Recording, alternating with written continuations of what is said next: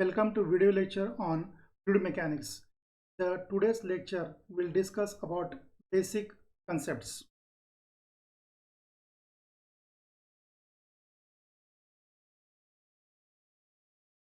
So under these basic concepts, we'll learn about the Newton's law of viscosity, Newtonian and non-Newtonian fluid. Let us start with the viscosity. So viscosity is defined as the property of a fluid which offers a resistance to the movement of one layer of fluid over the another adjacent layer of fluid. When two layers of a fluid a distance dy apart move one over the other at different velocities, say u and u plus du as shown in figure 1. The viscosity together with the relative velocity causes a shear stress acting between the fluid layers. The top layer causes the shear stress on the adjacent lower layer, while the lower layer causes a shear stress on the adjacent top layer. This shear stress is proportional to the rate of change of velocity with respect to y and is denoted by symbol tau. Now, if you just see this diagram in front of you, okay, so what's about this diagram? So what's about this one? This is nothing but the fixed surface. Let's consider this is the fixed plate, so on which the any fluid is moving. So if you just say whatever the profile drawn here, velocity profile drawn here, okay, whenever the tendency of the fluid to flow towards this direction with this one u velocity, then we just say the velocity away from the this one fixed surface is increased. Okay, means layer to layer there is the change in the velocity. Okay, so from this one, for one of the layer we have considered this one the velocity u, and adjacent to that layer we have considered the velocity as u plus du. Okay, now here mathematically the value for the tau as per our previous discussion, okay, tau is directly proportional to du by dy. So if you remove this one direct proportional sign, then mu comes into picture. Okay, so where this mu is nothing but the constant of proportionality and is known as coefficient of dynamic viscosity or only viscosity. So this term du by dy represents the rate of shear strain or rate of shear deformation or velocity gradient. Now from this relation we have this one. If you want to write the relation for this mu, then automatically this term goes into denominator. Okay, so mu equals to tau divided by du by dy. Thus the viscosity is also defined as the shear stress is required to produce unit rate of shear strain. Okay, now see the units of viscosity. The units of viscosity is obtained by putting the dimensions of the quantities in equation number 1.3. Okay, this is the equation 0.3 with us. So tau is nothing but the shear stress divided by du by dy. So du indicate the change of velocity and dy is nothing but the change of distance. Okay, now if we put the dimensions of this one shear stress, so we know the shear stress, the stress is nothing but force per area, and change of velocity, the unit or dimensions for this velocity are in this way: length by time, and change of distance, we can just measure distance in terms of length or in terms of meter. Okay, so the dimensions for this one with us as a length. Okay, so this length get cancelled, so area is nothing but here length square. So force divided by length square divided by 1 upon time will remains, because here length this one get cancelled. So at last we can get force multiplied by the time goes in numerator. So force multiplied by time divided by length square. In MKS system, the force is represented by kgf and the length by meter. In CGS system, the force is represented by dyne and length by centimeter. And in SI system, force is represented by Newton and length by meter. Therefore, the MKS unit of viscosity is nothing but, we just say the force we can measure in terms of kgf, time in second, and length in meter. So we can get the unit MKS unit for the viscosity as kgf second per meter square. CGS unit of viscosity is nothing but dyne second per centimeter square. In the above expression, Newton per meter square is also known as Pascal, which is represented by Pascal, PA. Okay, hence Newton per meter square equals to Pascal. Therefore, the SI unit of viscosity is nothing but Newton second per meter square equals to this one, Newton per meter square is nothing but the Pascal. So Pascal multiplied by this one S is nothing but the SI unit of viscosity. So SI unit of the viscosity is nothing but here Newton second per meter square. So Newton second per meter square. The unit of the viscosity in CGS is also called Poise, which is equal to dyne second per centimeter square. The numerical conversion of the unit of viscosity from MKS unit to CGS unit is given below. So here 1 kilogram force second per meter square equals to 9.81 Newton second per meter square.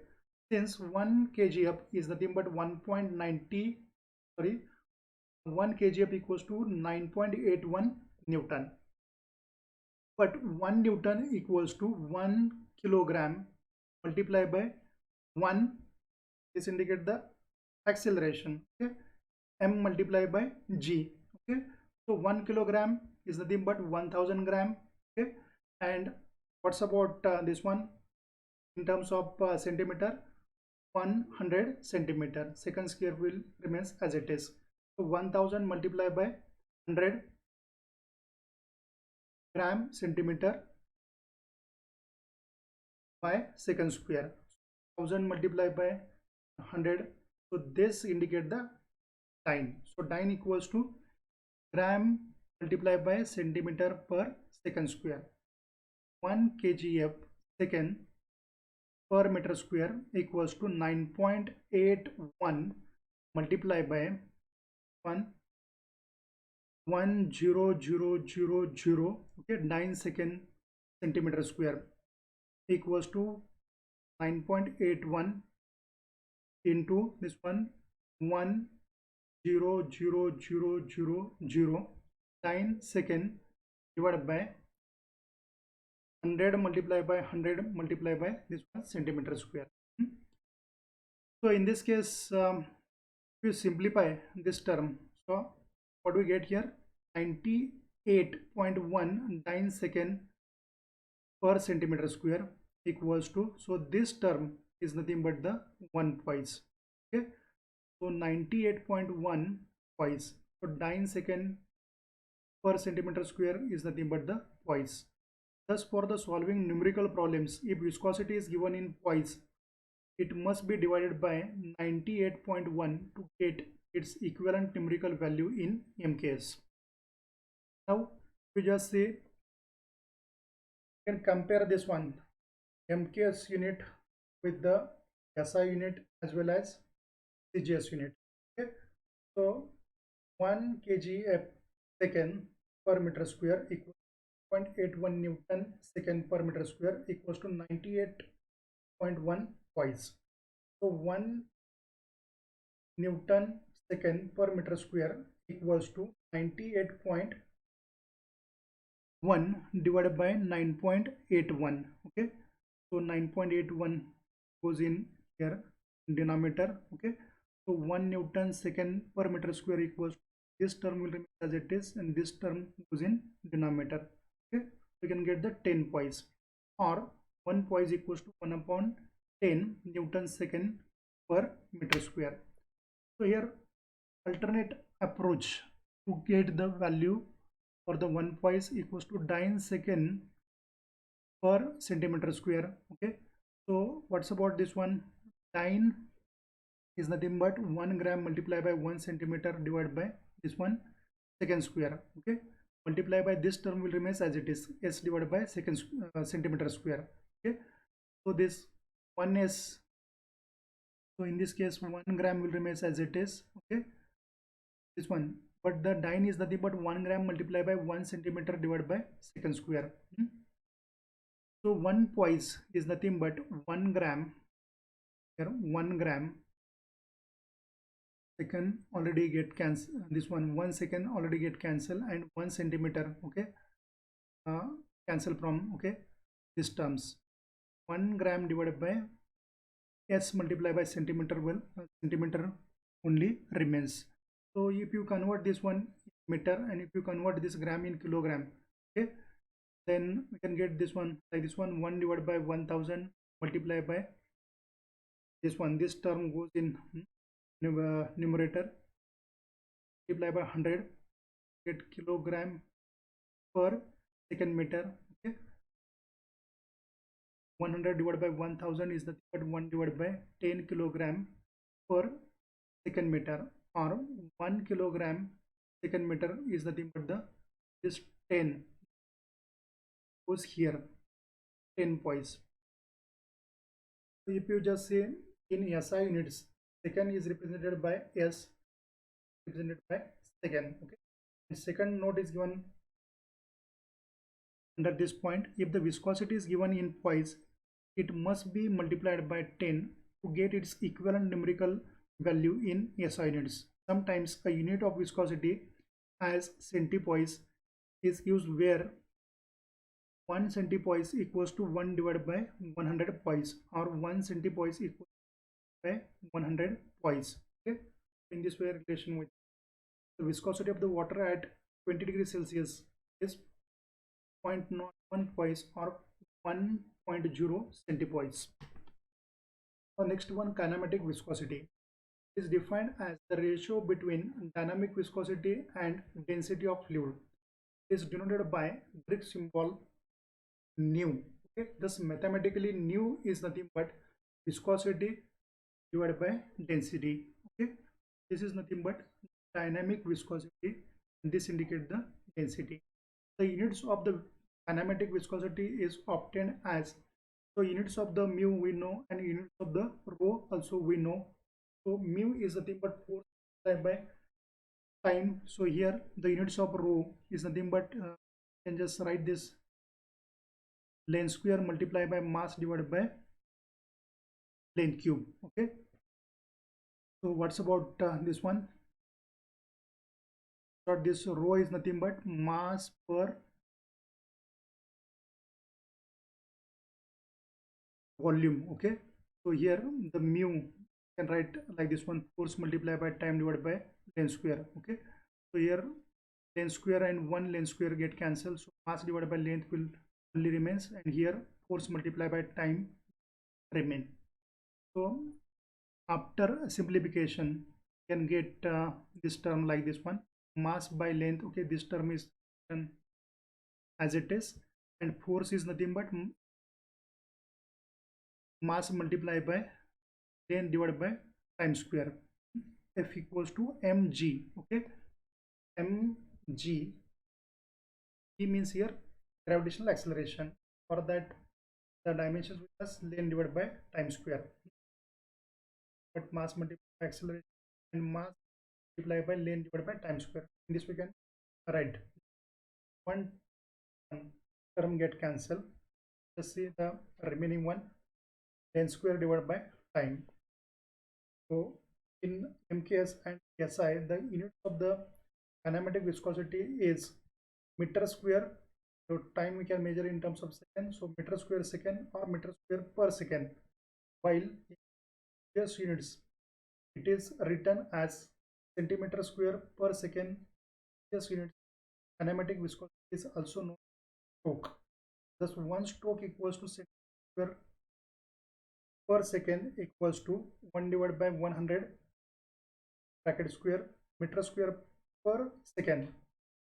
If you simplify, you can get 10 raised to minus 4 square per second.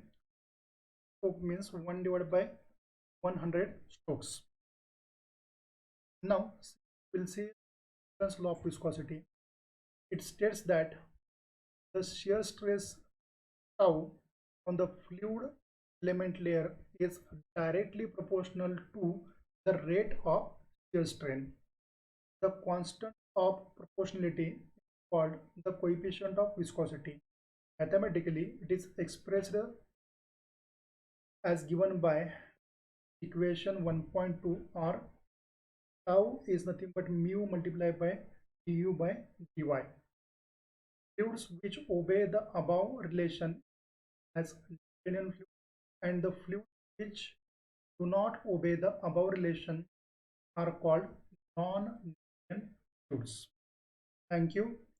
Hope the concepts discussed the today's lectures clear to you.